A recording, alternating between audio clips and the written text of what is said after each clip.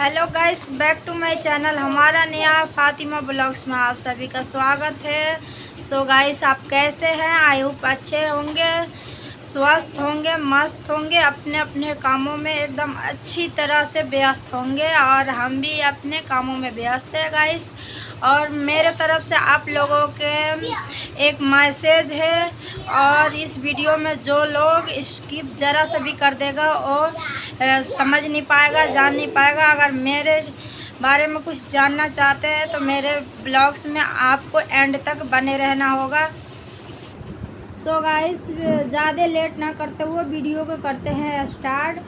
और जो माताएं बहनें और मेरे जैसी घर में बहू बेटी जो भी है मेरे जैसे स्ट्रगल करती हो, वो खास करके उनके लिए ये वीडियो है।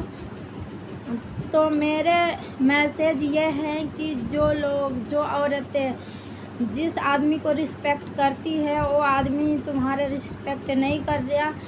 अगर तुम उससे बेइंतहा मोहब्बत करती हो, अपने परिवार से हर कोई करता है, जाहिर सी बात है, हर कोई करता है, जैसे कि हम करते थे और हमारे साथ धोखा हुआ। तो ऐसा किसी के साथ ना हो, जो ऐसे माँ बहने के साथ में ऐसा धोखा होता है। तो वो लोगों के लिए ये मैसेज है हमारी तरफ से। मैंने बहुत उस इंसान के पीछे रोती रही, मनाती रही, मगर वो इस इंसान को एक इंच जो होता है उस इतना ज़रा सा भी फ़र्क नहीं पड़ा उस इंसान को। तो मैं अपने बारे में आप लोगों से बताती हूँ। वो मेरे मतलब हस्बैंड था, जो था इसलिए कह रही हूँ कि था, अब नहीं है वो। अब उसने है, दुनिया में है, मगर उसने दूसरा शादी कर रखा है। और मेरे से मार पीट बराबर करते रहता था, बहुत परेशान, हमेशा टॉर्चर करते रहता था। फिर भी मैं उसके साथ रहती थी, उसकी हर बात मानती थी। जैसे वो खुश रहे ऐसे उसके खुशी में ही मेरा खुशी है। तब भी उसने अपने आदत को ज़रा सा भी बदला नहीं। मैं सोचती थी कभी ना कभी मतलब वो बदलेगा, कभी ना कभी वो समझदार हो जाएगा, वो मानेगा, मतलब हमें समझने लगेगा कि हाँ, अपने परिवार के साथ ऐसा नहीं करना चाहिए। मगर उसके अंदर ज़रा सा भी कभी बदलाव नहीं आया, उसके अंदर कोई बदलाव नहीं आया। तो आखिर आप लोग सोचेंगे कि ऐसा क्या मतलब था, क्या चीज़ के बदलाव नहीं आया। तो आप लोग दिल थाम के रखिए, मैं बताती हूँ। वो ऐसे इंसान था ना, मतलब एकदम सन की टाइप, जो पागल नहीं होते हैं, आधा घसका हुआ। तो और अगर बिस्तर के भी बात हो, कोई ऐसे बात हो, तो एक दूसरे वो काम पे जाएगा, चाहे कहीं पे भी जाएगा, अपने दोस्त यार किसी से भी मिलेगा तो सारे बात शेयर करेगा। इतने गंदे अगर तकलीफ़ हो इंसान को, मतलब उसको खिदमत ना करे, ज़रा सा अगर उसकी बात में कोई कमी आ गई तो इतनी बुराई लगता ही नहीं था। जो मतलब उसकी फैमिली है, उसकी कोई इज्जत जा रही है नहीं जा रही है, कोई रिस्पेक्ट नहीं था। मगर मेरे कोई रिस्पेक्ट नहीं था उसकी नज़र में। ऐसे तैसे ज़िंदगी कटते गया 3 बच्चे हो गए उससे।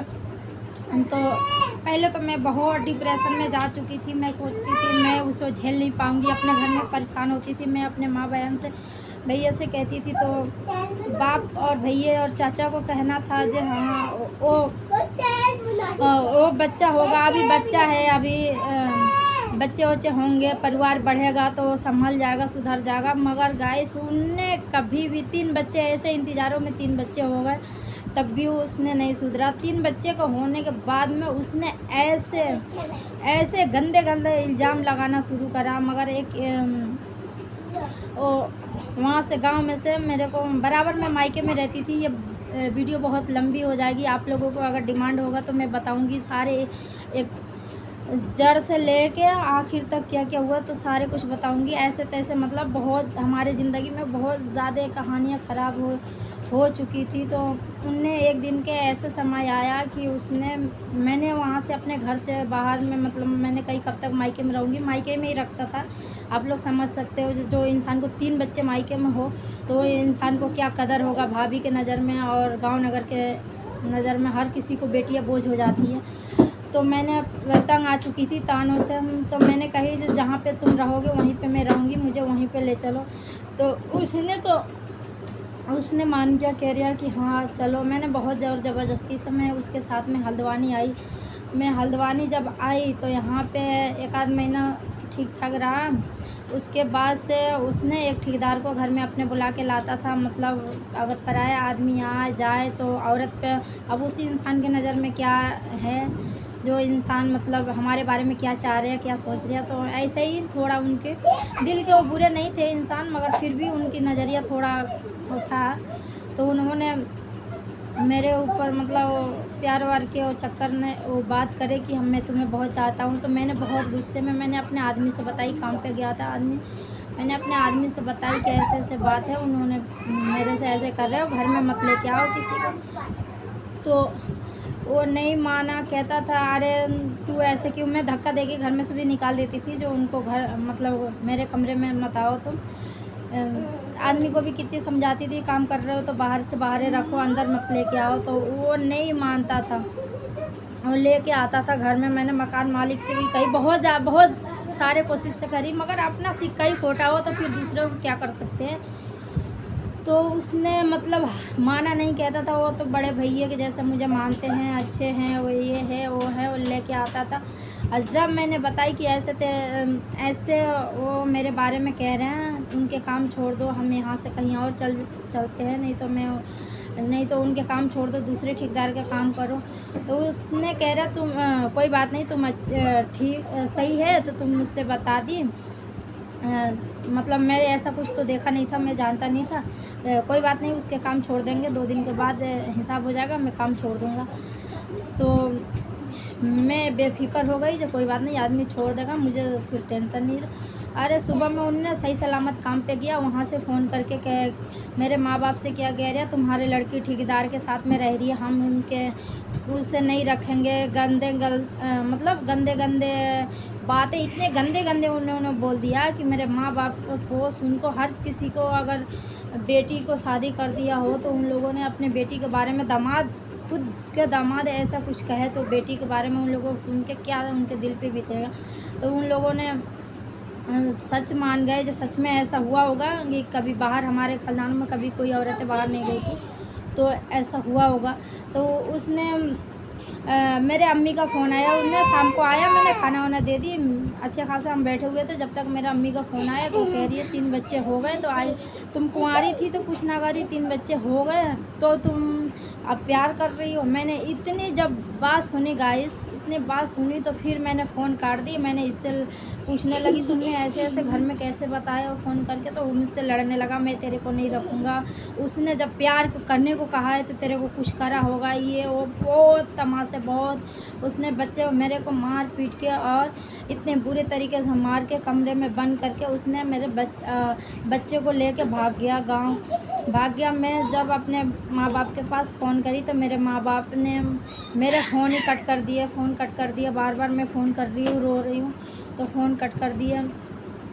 और तो उन लोगों ने मेरे बात सुनने को राज़ी नहीं थे, फिर मैंने ऐसे ही रहने लगी। फिर वो ठेकेदार कह रहे हैं हमारे वजह से तो बेटा दरवाज़ा मत खोलो, हमारे वजह से तो तुम्हारे ज़िंदगी ख़राब हुआ है, तो हम नहीं छोड़ेंगे, हम तुम्हारे खर्चा देंगे। मैंने कही ऐसा कुछ नहीं है, जब हमारे आदमी 3 बच्चे होने के बाद में हमें छोड़ के चला गया तो फिर आप क्यों अपना घर बर्बाद करोगे, आप अपने परिवार में रहो, हम जैसे भी हैं हम अपनी ज़िंदगी काट लेंगे। मैं हमेशा रोती रहती थी। आप लोग सोच सकते हो गाइस, जो उस टाइम में जिसके छोटे बच्चे, मेरे लड़का जो मेरे बगैर रहता नहीं था, उसको भी 2 लड़के को लेकर भाग गया, 1 लड़की मेरे पास रह गई। वो बच्चे मेरे पास से चले गए तो मेरे दिल पे क्या बीतती होगी, एक माँ के दिल पे क्या बीतती होगी, उसके बच्चे उससे दूर हो जाए। तो बहुत ज़्यादा रोती रहती थी मैं, बहुत रोती रहती थी। मेरे गाइस 3 साल, 3 क्या 3.5 या 4 साल के करीब में मेरे बच्चे जाके मिले हैं। बहुत स्ट्रगल करने के बाद में, बहुत लड़ाई, बहुत मैं वहाँ पे 1.5-2 साल के बाद में गई, डर के मारे मेरे घर वाले फ़ोन नहीं उठाते थे। बहुत रोती रहती थी। थोड़ा ऐसे रोते रोते मेरे घर में फ़ोन करते तो बाद में चुपके अम्मी मेरे बात करने लगी, मेरी बहनें उन्हें बात करने लगी। तो फिर मैंने घर पे गई, वहाँ पे गई, उसके घर पे तो गाली वाली दे के भगवा दिया मुझे औरतों से, बहुत सारे। वहाँ पे थाने में भी गई तो वहाँ के थाने वाले भी मेरे कुछ मतलब कार्रवाई नहीं करे। फिर मैंने वहाँ से मैं फिर हल्द्वानी को आ गई। हल्द्वानी अकेले औरत को कितना स्ट्रगल करना पड़ता है, कितनी ज़िंदगी में मुश्किल होता है काटना। तो ठेकेदार ने मतलब वो नहीं माने कि हाँ शादी हम कर ले रहे हैं, मेरे वजह से ऐसा हुआ है। गांव नगर भी ताना दे रहे हैं, अकेले औरत को कोई जीने नहीं देता है। ये सच्ची बात है। ये समाज में सबसे बड़ी कमी है कि अगर अकेले औरत रहे तो उसे कोई चैन से जीने नहीं देता है। अगर आदमी कुछ भी करके चला जाए तो उसके ऊपर कोई उंगली नहीं उठाता है। अगर औरत आदमी को छोड़ दे रही है, चाहे औरत भले आदमी ही कहीं छोड़ के भाग जाए, औरत अकेले रहे तो उसके ऊपर बहुत बातें लोग बनाता है। तो ऐसा नहीं होना चाहिए।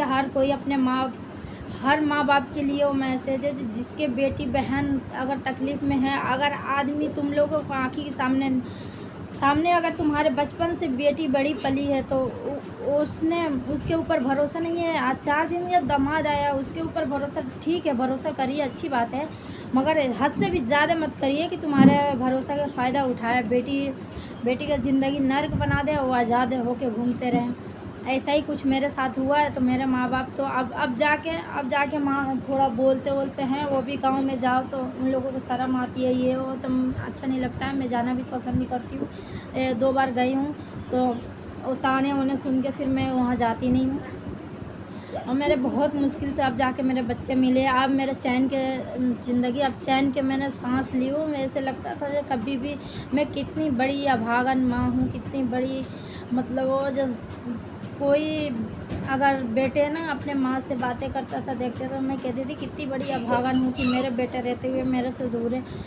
कब अपने बच्चों को सीने से लगा लेती, कब खिलाती, थोड़ा बहुत रोती रही। 1 बजे 2 बजे गाइस, आप लोगों का भरोसा, आप लोगों को यकीन नहीं होगा। जिसके दिल पे वो बीतता है उसे पता होगा, वो समझती होंगी।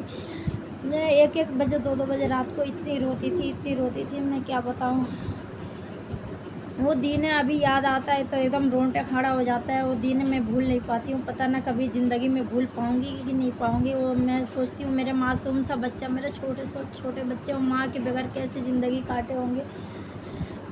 सो गाइस, ये वीडियो बहुत लंबी हो रही है।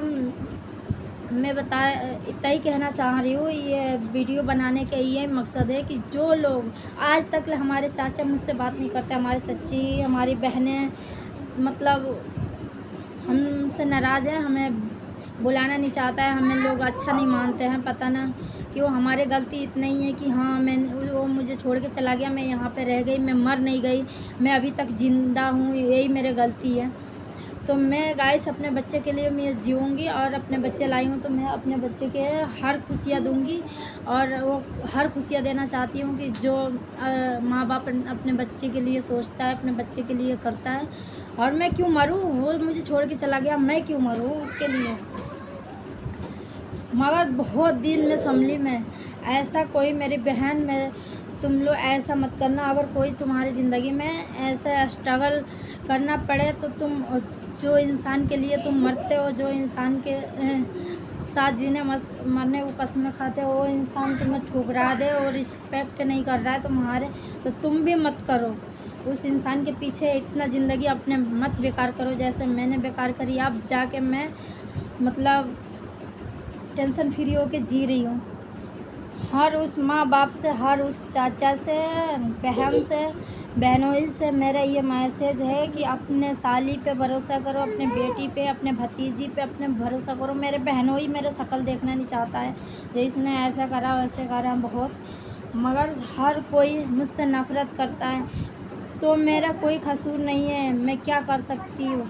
जब मेरे साथ मेरा नसीब मैं इतना तकलीफ़ लिखा हुआ था, मेरे को कोई शौक़ नहीं था, मैं कहीं भागी नहीं थी, चाहे मैं किसी को प्यार में पड़ी नहीं थी। अगर पड़ी होती तो मैं बताती नहीं किसी से, मैं कर लेती, करना होता तो मैंने ऐसा कुछ नहीं करी। तभी भी मुझे बहुत बड़ी सज़ा मिली। बहुत मेरी ज़िंदगी, अभी छोटे बच्चे हैं, मैं अभी अभी बहुत सारे स्ट्रगल करना है मुझे। बहुत अपने बच्चे को मैं तो चाह रही हूँ कि अच्छे से अपने बच्चों को परवरिश करूँ, अच्छे से पालूँ और हर एक चीज़ वो दूँ जो हमारे बच्चे